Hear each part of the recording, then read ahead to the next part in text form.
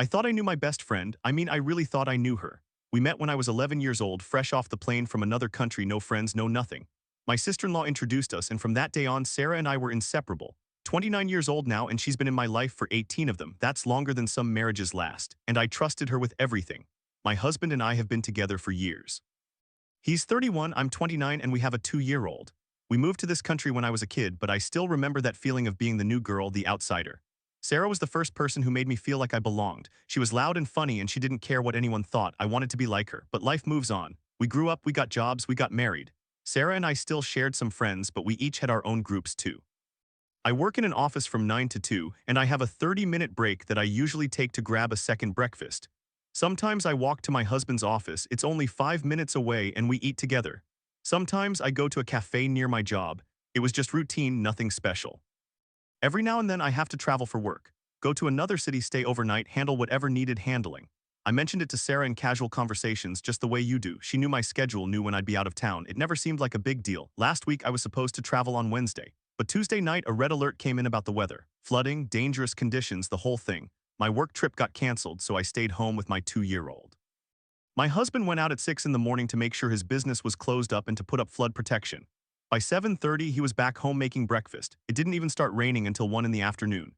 We spent the whole day together, the three of us. Didn't go out until Friday. At 3 o'clock on Wednesday, Sarah texted me. She asked if I was home safe, said it was flooding where I was supposed to be traveling. I texted back, home safe. That was it. Just 2 words. Saturday rolls around and we have our usual gym class together. Sarah pulls me aside afterwards. She says we need to talk in private. So we go out to my car and she looks me dead in the eye and says, on Wednesday I saw your husband with a woman, they were making out and your kid was in the car. I froze. My whole body just went cold. For a second I couldn't breathe, but then my brain caught up. I remembered that I had been working from home on Wednesday. My husband had been with me the entire day. We made breakfast together. We played with our son. We didn't leave the house.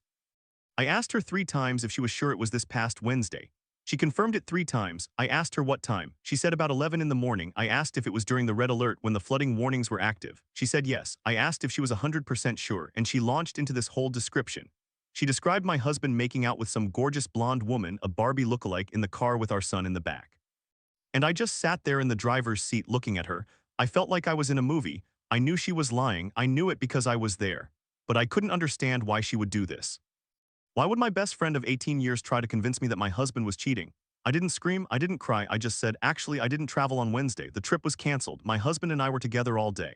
You should have seen her face. It just dropped. She went pale. She tried to backtrack, said she must have gotten the day wrong. Maybe it was a different day. Maybe it was the week before, but I just kept asking questions. Every detail she gave me fell apart.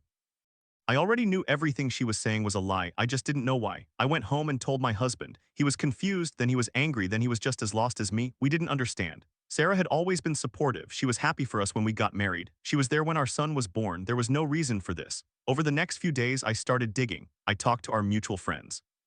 I asked if Sarah had said anything strange, anything about my husband or about me, and the more I asked, the more I started to piece it together. Sarah had been making comments, small things, telling people that I wasn't happy in my marriage, that my husband was controlling, that I was trapped. I started to realize that the woman who had been my best friend since I was 11 might have been trying to destroy my life.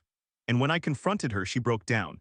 She started crying and saying she didn't know what came over her. She said she was just worried about me, that she wanted to spend more time with me, that she thought if I left my husband, we could travel together like we used to, travel together. She wanted me to be a single mom with a 2-year-old so we could go on trips. I cut her off completely after that. It took months to process, but eventually I realized some people show you who they are. And that was the end of that chapter, but not all betrayals are as easy to spot. Sometimes the knife comes from the person you trust most in the world. And sometimes it's not a friend at all. I never thought I'd be the person who finds their spouse with someone else.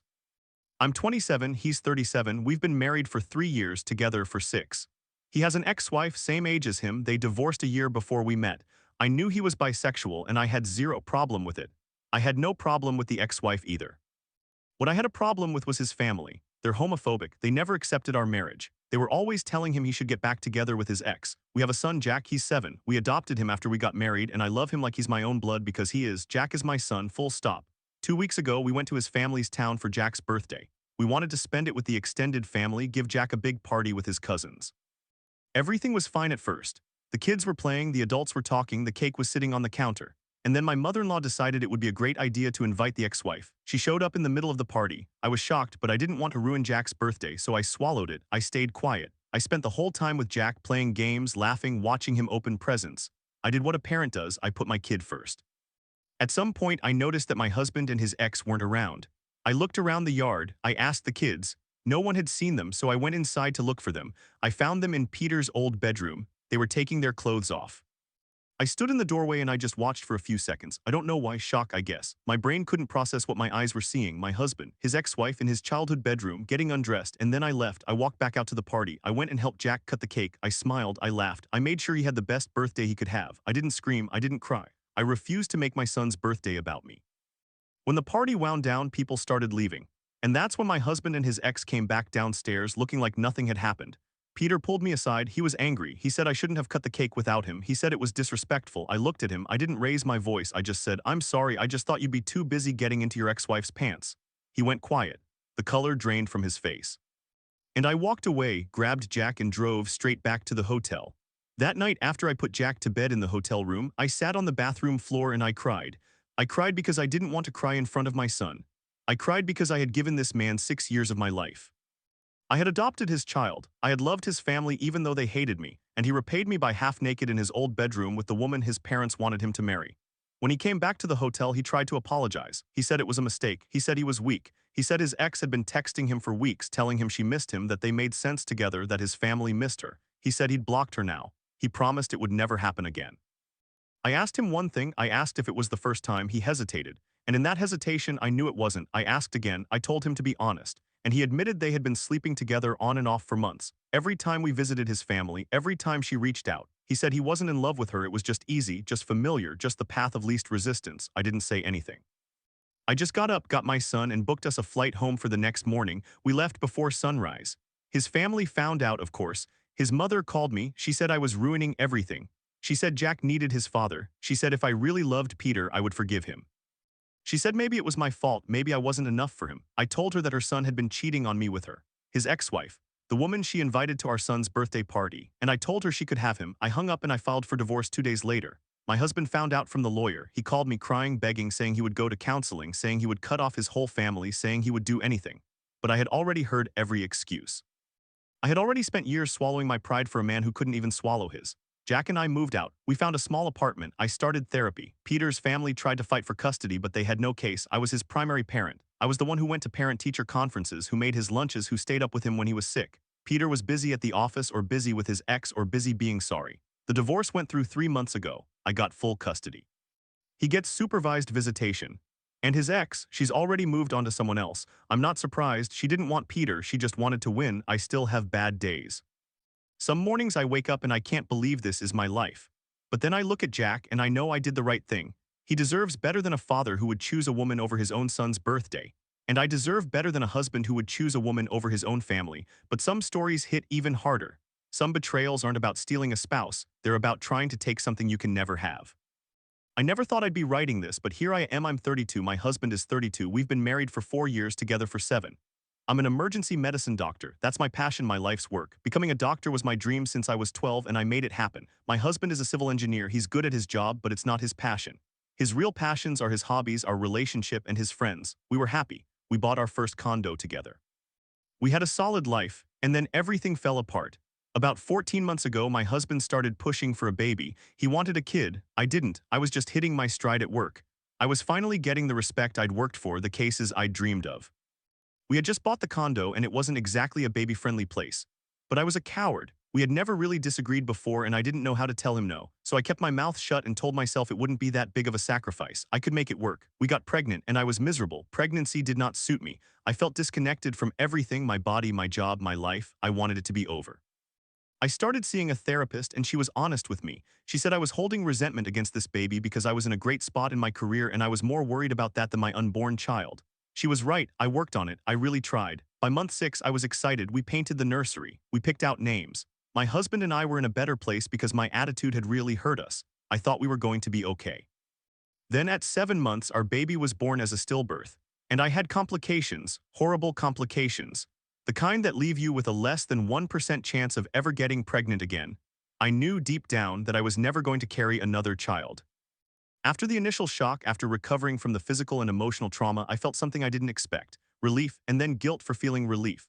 But mostly I felt like I could finally breathe. I could focus on my career again. I could be myself. My husband didn't feel that way. He was crushed. He wanted that baby more than anything. He wanted a family, and I understood that. I tried to be there for him. We went to counseling. We talked about adoption. We talked about surrogacy. I was open to all of it eventually, but I needed time. I had just lost a child and nearly died. He couldn't see that. He just saw his own grief. And then the coworker entered the picture. Her name was Linda. She was a friend from his office. They'd known each other for years. She was single, late 20s, and she'd always been around. I'd met her at office parties. She seemed nice, harmless. But after the stillbirth, she started getting closer to my husband. She'd bring him lunch. She'd text him late at night. She'd tell him she understood his pain. I thought it was just friendship. I was busy working double shifts, trying to bury my own grief in 12-hour days. I didn't notice the cracks. Then one night my husband came home and said we needed to talk. He sat me down at the kitchen table. He looked nervous but also determined. He said, "I've been thinking about the future, about our family, and I think I've found a solution."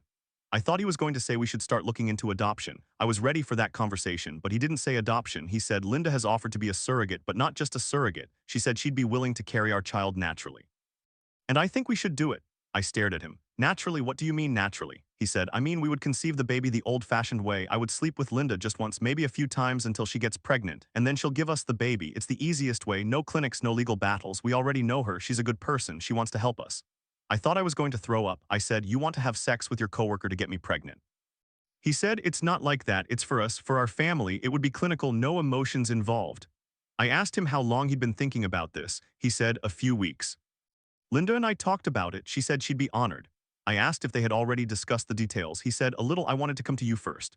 I didn't scream. I didn't cry. I just said, no, absolutely not. He got defensive. He said I was being closed-minded. He said adoption could take years. He said we might not even get approved. He said Linda was offering us a gift and I was throwing it away. He said, this is our chance, our only real chance. I told him that if he slept with Linda, it would be cheating. He said it wasn't cheating if I agreed. And that's when I realized he had already convinced himself that this was a reasonable solution. He had already lined up the woman, already planned the logistics. He was just waiting for my permission. I didn't give it. He was angry. He slept on the couch that night. The next day I went to work and tried to focus, but I couldn't stop thinking about it. I called my therapist. She said it was a massive red flag. She said his grief was clouding his judgment and that he needed individual therapy. I agreed. When I came home that night, he was on the phone with Linda. I could hear his voice from the hallway. He was saying she's not on board yet, but I think I can convince her. I walked into the living room and just stared at him. He saw me and hung up. I said, you're already trying to convince me you already have a plan with her. He said, I just want to be a father. Is that so wrong? I said, no, but this is wrong. You're asking me to allow you to have sex with another woman. In what world is that okay? He didn't have an answer. He just looked at the floor. I told him I needed space. I stayed at a friend's house for a few days. He texted me constantly, apologies, excuses, promises, but then he also sent me a long message about how Linda had cried when he told her I said no. He said Linda felt rejected. He said Linda had been so hopeful. He said she really cares about us. I realized then that he was emotionally involved with her. This wasn't just a clinical arrangement. He had built a fantasy around this woman and this plan. And I was the obstacle. I eventually came home. We went to couples counseling, but it was a disaster. The therapist asked about boundaries and my husband said, I think we can find a compromise where everyone gets what they want. The therapist asked if I wanted to have another child. I said, eventually maybe, but not through this method. And my husband said, then you don't really want a child. That was the moment I knew it was over. I filed for divorce 2 weeks later. He begged. He said he would cut off Linda. He said he would give up on the idea, but I had already seen the truth. His grief had turned into obsession and he had already chosen his coworker's feelings over mine. He had already let her into our marriage. He was just waiting for me to sign off on it. The divorce was messy. He told his family I was being selfish. He said I was denying him fatherhood. His mother called me and said, can't you just let him have this one thing? It's just sex. It doesn't mean anything. I hung up. I got the condo. I got my career. I got my peace. He married Linda 6 months after the divorce was finalized. She's pregnant now. I saw the announcement on social media. He got his baby, but he lost me. And I know I dodged a bullet. Because a man who would try to manipulate you into letting him sleep with another woman isn't a man who loves you. He's a man who loves the idea of a baby more than the idea of a wife. I still think about it sometimes, the what-ifs. But then I remember that night at the kitchen table and I know I made the right call. I will never be a mother in the traditional sense, but I'm still a doctor. I save lives every day and that's enough. That's more than enough. Not all betrayals come with a clear villain. Sometimes it's just two grieving people who can't find their way back to each other. But sometimes it's someone who was never on your side to begin with. And that's a lesson you only learn after they've already walked away. I thought I was overreacting at first, but when your best friend of 18 years tells you she saw your husband cheating, you listen. You have to listen, right? Especially when she's known you since you were 11 years old, back when you were the new immigrant kid in a strange country, and she was the first friend who made you feel like you belonged. Sarah and I met through my sister-in-law when I was 11. We clicked immediately. She was loud, confident, and always had my back. We went through middle school, high school, college, and then adult life together. She was at my wedding. She held my hand when I had my daughter. She was the goddamn maid of honor. I trusted her with everything. But here's the thing about trust, it's only as strong as the last test it survived. The test came on a Wednesday in November. I had a work trip scheduled to a city about 2 hours away. Tuesday night, the weather alert went off. Red alert. Flood warnings. My boss texted and said the meeting was canceled, stay home, so I did. My husband woke up at 6 to go check on his business, put up flood barriers, and was back by 7:30 making breakfast. It didn't even start raining until 1 in the afternoon. We stayed inside the whole day. My 2-year-old daughter played with her blocks while my husband and I watched movies. It was boring, it was perfect. At 3 p.m., Sarah texted me, "Hey, you home yet? I heard it's flooding where you were traveling." I texted back, "Home safe, trip got canceled." That was it. We didn't go out until Friday because the roads were a mess. I didn't think anything of it. Saturday morning, Sarah and I went to our usual gym class. Afterward, she pulled me aside and said we needed to talk in private, so we sat in my car in the parking lot. She looked serious. Worried, I thought maybe she was going to tell me something about her own marriage, something personal. Instead, she said, "On Wednesday, I saw your husband with a woman, they were making out, and your kid was in the car." I felt my heart stop, then start again, then stop again. For about 5 seconds, I couldn't breathe, because my first instinct was to believe her. That's what you do when your best friend tells you something like that. You assume she's protecting you, but then my brain caught up, and I remembered Wednesday. I was home with my husband all day. I looked at her and said, "Are you sure it was this Wednesday?" She nodded. "Yes, definitely Wednesday." "What time?" "Around 11 in the morning." "During the red alert?" "Yes," she was so certain. She described the scene. My husband, a blonde woman who looked like a Barbie doll, making out in the front seat of his car with my daughter in the back seat. She said she drove past them on Main Street. She said she was shocked. She said she didn't know how to tell me. I asked her 3 times if she was absolutely sure, 3 times, and she confirmed each time, adding more details each time, the car color, the location, the way they were all over each other. I didn't tell her she was lying, not yet. I just said, "Okay, I need to process this." And I drove home. When I got inside, my husband was making lunch for our daughter. I told him what Sarah said. He looked at me like I had grown a second head. He said, "Babe, I was here with you. We made pancakes. We watched Mona. You fell asleep on the couch at noon." He pulled up our phone location history. We checked the Google Maps timeline. We checked our text messages. We were home together the whole day, so I called Sarah. I said, "I need you to come over. We need to talk." She came over an hour later. I sat her down in the living room. My husband was in the kitchen, but I asked him to stay out of sight for a minute. I said, "Sarah, I need you to tell me again what you saw." She repeated the story, same details, same confidence. I said, "But I was home that day. My husband was home. We never left the house. How could you have seen him?" She froze. For a split second, I saw panic in her eyes. Then she recovered. She said, "Oh my God, maybe I got the day wrong. Maybe it was a different Wednesday." I said, "You specifically said this Wednesday 3 times. She started backtracking. "No, I meant I think I saw him last week or maybe the week before. I'm confused." But I had already started putting it together. I checked my calendar. For the past month, my husband and I had been home together every Wednesday. He had taken Wednesdays off to help with our daughter while I worked from home.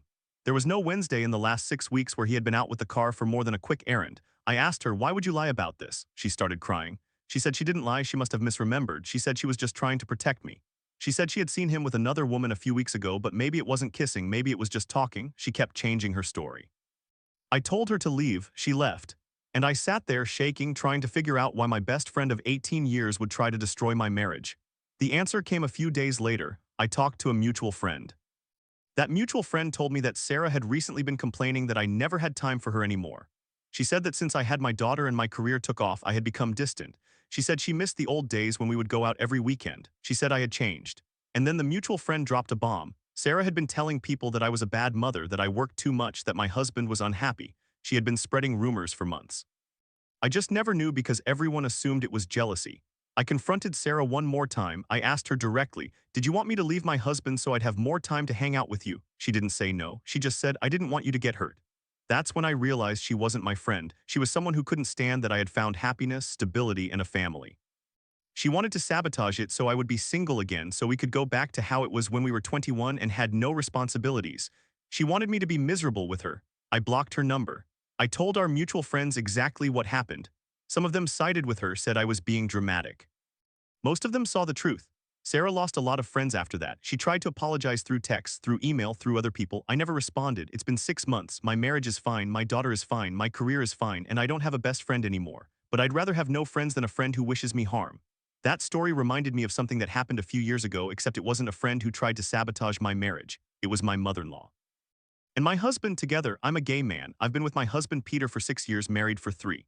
We adopted a son, Jack, who is now 7. He's my whole world, and Peter's whole world too, or so I thought. Peter is bisexual. I've always known that. I have zero problem with it. His ex-wife Allison is a woman he divorced about a year before we met. I've met her a few times. She seemed fine. The problem was Peter's family. They're homophobic. They never accepted our marriage. They were always telling Peter he should get back together with Allison, that he was confused, that he needed a real family. Peter always said he didn't care what they thought. But actions speak louder than words. 2 weeks ago, it was Jack's birthday. We went to Peter's hometown to celebrate with his family. I didn't want to go. I knew his parents would be cold to me, and I didn't want Jack to feel that tension on his special day. But Peter insisted. He said it was important for Jack to know his grandparents, so I agreed. The party was at his mother's house. Balloons, cake, presents. Jack was happy. I kept my distance from the adults and spent the whole time playing with Jack and his cousins.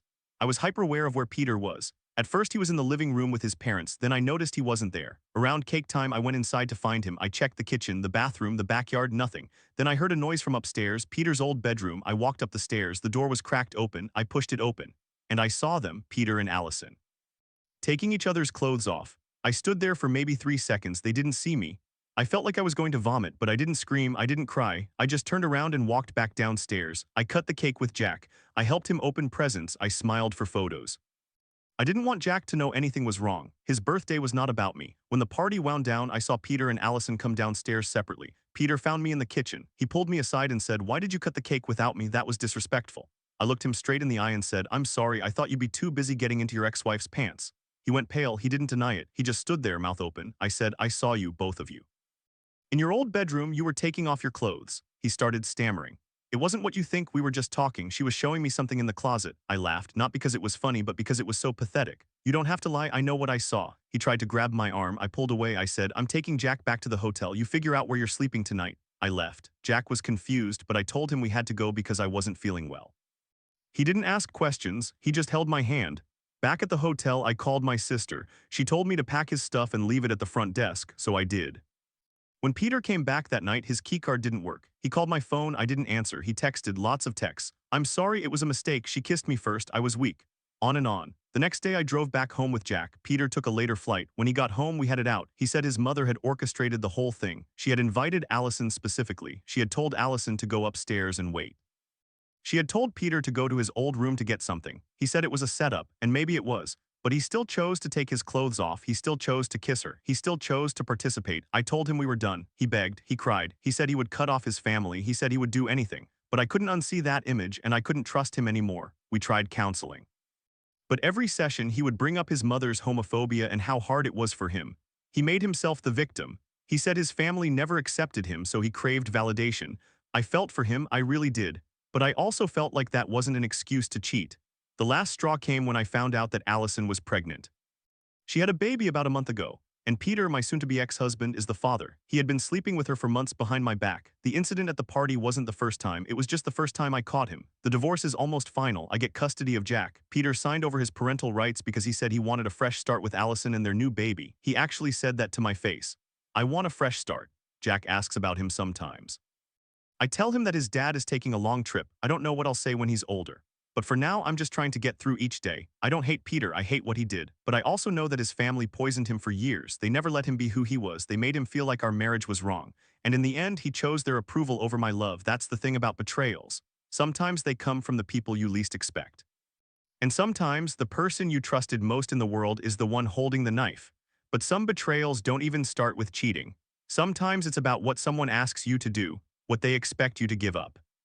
My husband asked me to let him impregnate his friend. And he wasn't joking. I'm a doctor, emergency medicine, that's my life's work. I met my husband when I was 25, he was 25 too. We dated for 3 years, got married at 28. He's a civil engineer, but his real passion is his hobbies, our relationship, his friends. He's the kind of guy who needs a lot of emotional connection. I get it. I'm the opposite, I pour myself into my work. I thought we balanced each other out. 14 months ago, he started pushing hard for a baby. He wanted a kid so bad, I was finally hitting my stride at work. We just bought a condo. I didn't feel ready, but I didn't tell him that. I was a coward. We'd never disagreed on anything big before, and I was scared of the conflict, so I said yes. I got pregnant, and I was miserable. Pregnancy wrecked me. I felt disconnected, resentful. I started therapy. My therapist said I was holding resentment against the baby because I was worried about my career. She was right. I worked on it. By month 6, I was actually excited. My husband and I were in a better place. Then at 7 months, our baby was stillborn. I had complications. The doctors told me my chances of ever getting pregnant again were incredibly low. I knew deep down I would never carry another child, I won't lie. After the physical and emotional trauma, I felt relieved. That sounds awful, but I didn't want to be pregnant again. I wanted to move forward. I wanted to focus on my career, on us. My husband grieved differently. He was devastated. He wanted to try again immediately, but I kept saying I wasn't ready. I thought he understood. Then about a year after the stillbirth, he came to me with an idea. He had a friend from work, Megan. Megan was single, 33 years old, and she had apparently offered to be a surrogate for us. She said she'd carry our baby. It sounded generous, but then my husband added the catch. Megan wanted to conceive naturally. She wanted him to sleep with her. I stared at him. I said, no, absolutely not. He got defensive. He said it was just biology. That it was the easiest, cheapest way. That Megan didn't want money. She just wanted to help. He said, we can still raise the child together. It's our baby. She's just the vessel. I told him it was a deal breaker.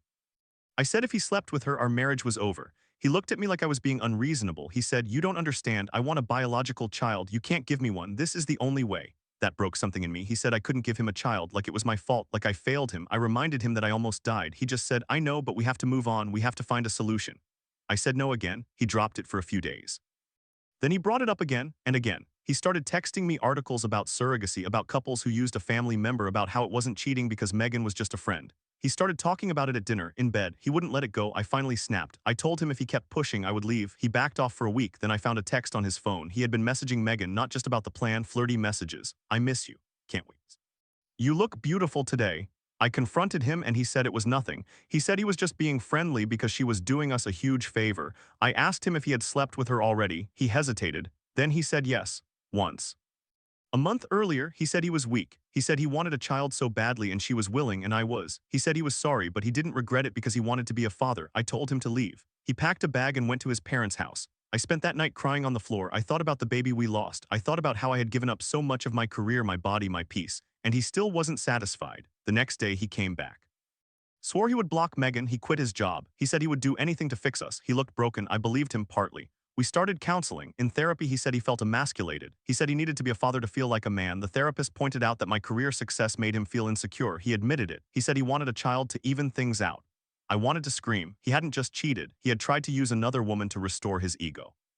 We're still in therapy. I don't know if I can forgive him. He says he'll never contact Megan again. He blocked her everywhere. But I can't get that image out of my head, him and her. Doing what he said was just biology. I asked him what if I had gotten pregnant after the stillbirth. Would you still have wanted her? He didn't answer. Some days I think I can move past this. Other days I look at him and see a stranger. He wants a child more than he wants me. And that's not something you can fix with counseling. I thought I knew my best friend. I mean, we met when I was 11, fresh off the plane from another country, and Sarah was the first person who made me feel like I belonged. She was my sister's friend first, but we clicked.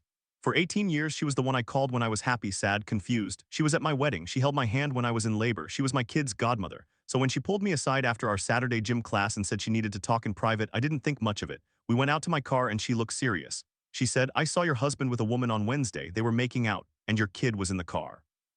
I froze, my heart stopped. For a split second, I believed her, then my brain caught up. Wednesday, the day of the red alert. The day I was supposed to travel for work, but the weather was so bad they canceled everything. My husband had gone out at 6 in the morning to close his business and put up flood protection. He was back by 7:30 making breakfast. It didn't even start raining until 1 in the afternoon.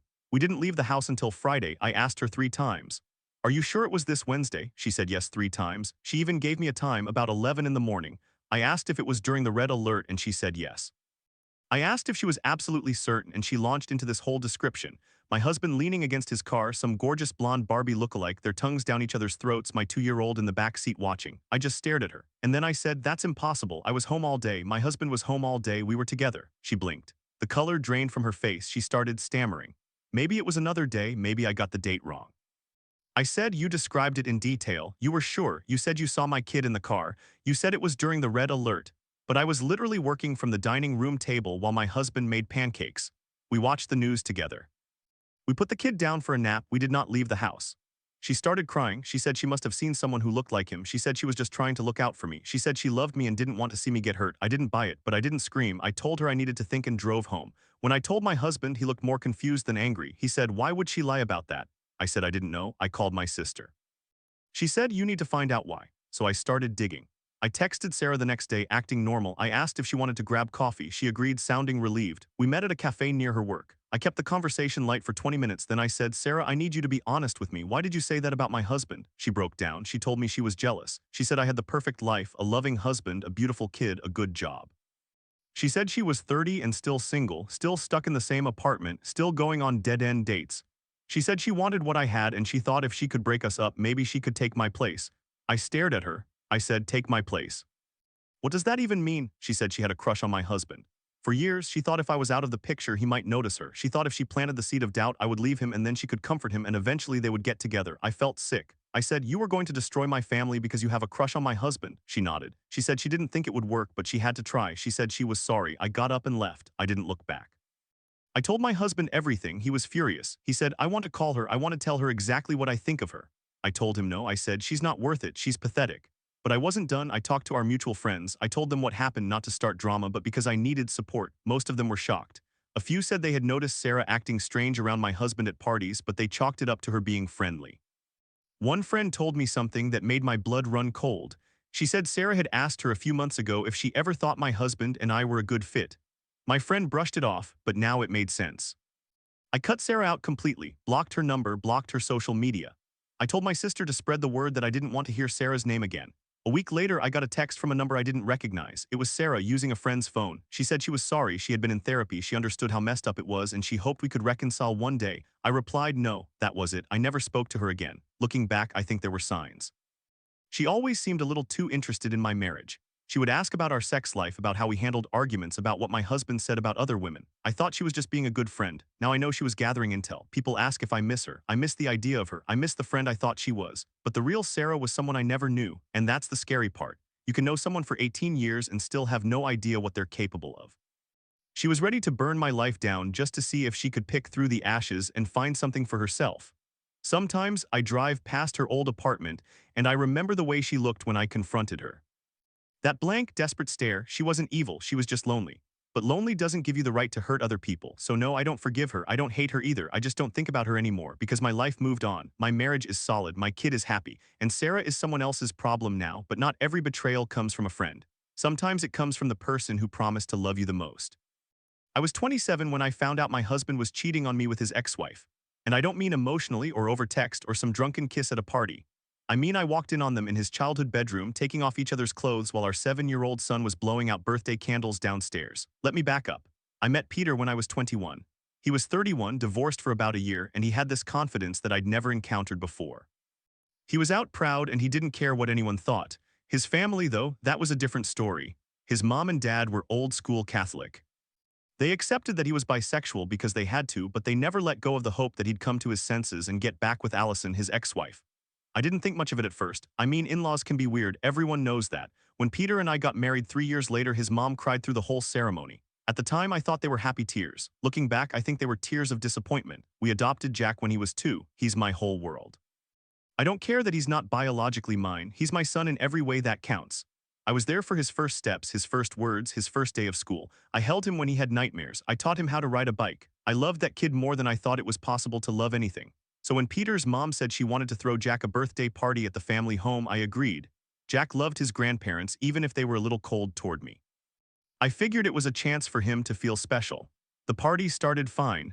Jack was running around with his cousins, eating cake before lunch, being a typical 7-year-old. Around 2 in the afternoon, Peter's mom made a big show of bringing out a cake she'd special ordered. I was helping cut it when I noticed something. Peter and Allison weren't there. Now, Allison had been invited without my knowledge. I found out when she walked through the front door an hour earlier, holding a wrapped present and smiling like she belonged there. I didn't say anything because I didn't want to make a scene on Jack's birthday. I just kept my distance and focused on my son. But then I couldn't find Peter. I asked his sister if she'd seen him. She shrugged and said maybe he stepped outside. I didn't believe her. Something felt wrong. I walked through the living room, the kitchen, the back porch. No Peter. I went upstairs toward his old bedroom. The door was cracked open. I saw them. Peter had his shirt half off. Allison was unbuttoning her jeans. They were kissing, really kissing, the kind of kissing that is definitely not just a friendly hello. I stood there for maybe 5 seconds. I didn't scream. I didn't cry. I just turned around and walked back downstairs. I went straight to the kitchen, picked up the knife, and started cutting the cake. I sang happy birthday to Jack. I watched him open his presents. I smiled. I was on autopilot. Peter and Allison came back down about 30 minutes later. People were already leaving. Peter pulled me aside into the kitchen. His face was red. He said, "I can't believe you cut the cake without me. That was disrespectful." I looked him dead in the eye and said, "I'm sorry, I thought you were too busy getting into your ex-wife's pants." He went pale, he didn't deny it, he didn't apologize. He just stood there with his mouth open. I took Jack's hand, walked out of the house and drove to the hotel. I didn't say a word to Peter's family, I didn't even look at Allison. Once I got Jack into bed that night, I sat in the bathroom and texted Peter, "We need to talk, I saw you in the bedroom." He called me immediately, he was crying, he said it didn't mean anything. He said Allison had come up to him and she was the one who started it. He said he was weak. He said he still loved me, I didn't believe him. The next few weeks were a nightmare. Peter's mom called me, screaming that I was tearing the family apart. She said I should have known this would happen, that Peter was confused, that he was going through something. She said I needed to forgive him and move on. I told her I never wanted to speak to her again, then I found out something worse. I did some digging. Allison had been sending Peter messages for months, flirty messages, messages about the good old days, messages suggesting they meet up. He hadn't blocked her. He hadn't told me. He had been entertaining it at least a little. And then I learned that when they were married, Allison had been abusive. Peter left her because she was controlling and manipulative. But his family never believed him. They always thought she was the victim. So when I confronted Peter about the messages, he broke down again. He said he didn't know why he didn't block her. He said he felt guilty about leaving her, about hurting her. He said his family had been pressuring him to get back with her for years and he didn't know how to say no. I said, "You knew how to say no when you married me. You knew how to say no when we adopted Jack. You knew how to say no until your mommy called you upstairs." He flinched. I filed for divorce 2 weeks later. Jack doesn't understand why we don't see Daddy anymore. I tell him that Daddy made some mistakes and needs to fix them. It breaks my heart every time. Peter's family has completely cut me off. They tell everyone I was too controlling, that I pushed him back into Allison's arms. They've rewritten history. I'm the villain now. Allison is pregnant. I found out through mutual friends. She's due in a few months. Peter called me once, drunk, and said he didn't want any of it. He said he wished it was me. He said he wanted to come home. I hung up. I changed my number. Jack is doing okay, considering. He asks about Peter sometimes, but he's young and he's resilient. I make sure he knows he's loved. I make sure he knows none of this is his fault. Some days I'm angry, some days I just feel empty, but I don't regret leaving. I don't regret standing in that doorway and seeing what I saw, because that moment told me everything I needed to know. Peter wasn't just weak. He was willing to destroy our family to keep his mother happy. And I was not going to let Jack grow up in a house where betrayal was excused with a shrug. So now it's just me and my son. We're figuring it out. I took a job closer to my parents so we'd have support. Jack started therapy. I started therapy. People ask if I think Peter will ever change. I don't know, I don't care. He made his choice. He stood in his childhood bedroom with a woman who used to scream at him, and he chose her over the family we built together. I can't compete with that, and I won't try. But some betrayals don't happen in a bedroom. Some start with a doctor's appointment and a conversation you never saw coming. I was 32 when I found out I couldn't have more children. My husband Mark was the same age. We'd been married 4 years, together 7. I'm an ER doctor. My work is my life. Mark is a civil engineer and his real passion is his hobbies and his friends. For the first few years of our marriage, that balance worked. He was supportive of my insane hours. I was supportive of his weekend projects. Then Mark started pushing for a baby. He wanted a kid so bad, I didn't. I was finally hitting my stride at work. We just bought our first condo. Our life wasn't kid-friendly, but I was a coward. We'd never really disagreed before and I didn't know how to say no, so I agreed. I got pregnant. And I was miserable, not just morning sickness miserable. I mean, I resented that baby. I felt disconnected. I started seeing a therapist and she helped me understand that I was angry about what I was giving up. I worked on it. By month 6, I was actually excited. Mark and I were in a better place. Everything was good. Then at 7 months, I went into preterm labor. Our baby was born still and I had complications, major ones. When I woke up from surgery, the doctor told me my chances of ever getting pregnant again were incredibly low. Like basically zero, I won't lie. Part of me felt relief, that's hard to admit, but most of me felt broken. Mark was devastated. He didn't say anything at first, he just held me in the hospital and cried. The months that followed were a fog. I went back to work because it was the only thing that made sense. Mark went back to work too. We didn't talk about the baby. We didn't talk about the future. We just existed. Then, about 14 months after the stillbirth, Mark came home from work one night and sat me down at the kitchen table. He had this look on his face like he'd figured something out. "I know a way we can still have a family," he said. I was cautious.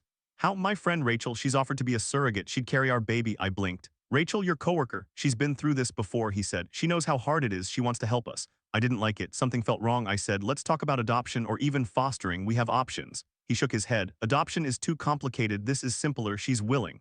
The conversation ended there. Thought he'd drop it. He didn't. A week later, he brought it up again. This time, he said, "We could use my sperm or a donor. She's open to either." I said, "I don't want another woman carrying my husband's baby." He got defensive. "It's not like that. She's a friend. She's doing this out of kindness." I asked, "Are you sleeping with her?" He looked shocked. "No, of course not." But I didn't believe him. Something about the way he talked about her, the way he defended her, made my stomach turn. Over the next month, he kept pushing. He said Rachel had already talked to a lawyer. He said they'd drawn up a contract. He said we'd be the parents, she'd just be the vessel. I said no.